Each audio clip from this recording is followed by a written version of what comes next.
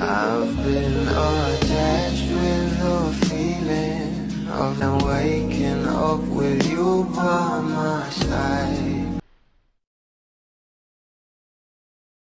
Alam naman natin na itong ang ating Donnie at Belle ay napaka-in-demand talaga ngayon na kung saan ay kaliwat kanan nga ang mga event at ganaps na inaabangan ng mga bula.